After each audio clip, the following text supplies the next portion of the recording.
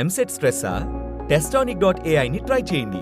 Free mock test, custom test, AI insights మరియు performance tracking కూడా. Register now. నా జీవితం మొత్తంలో నాది ఒకటి సీరియస్ రిలేషన్షిప్ అనుకున్నా వెన్ ఐ వాస్ 19. ఓకే. అది పెద్ద కామెడీ అని నాకు 22కి అర్థమైంది. అది when I was 20 middle 20 years ఎండింగ్లో ఉన్నప్పుడు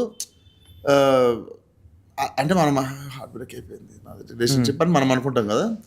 అది అయిన తర్వాత అది కొంచెం 21 వచ్చిన తర్వాత ఇట్ వాజ్ అది పెద్ద కామెడీ, మనం ఫీల్ అయింది కూడా కామెడీ అని అర్థమైంది.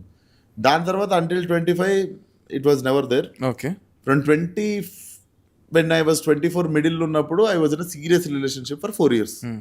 So that is the only, నన్ను అడిగితే what is your relationship status అంటే that is the only one and only. Before లేదు, ఆఫ్టర్ 4 years ఉండే. అబ్బా. లైక్ 3.5 years వరకు నడిచింది. That is the thing. అదే that was my like serious. Before లేదు, ఇంకా ఆఫ్టర్, దాని బిఫోర్ లేదు, దానికి ఆఫ్టర్ లేదు. That was the relationship. Very very much like serious.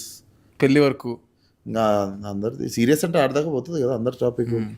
మరి ఏమైంది? ఏమైతే నీకెందుకు ఇప్పుడు చెప్పాలనా నేను ఇక్కడ మైక్లా? సరే ఎందుకు, సరే సరే పక్క రూమ్లోకి రా చెప్తా. ఇక్కడ మైక్ పెట్టి ఏమైంది అంటే అన్నీ చెప్తారు.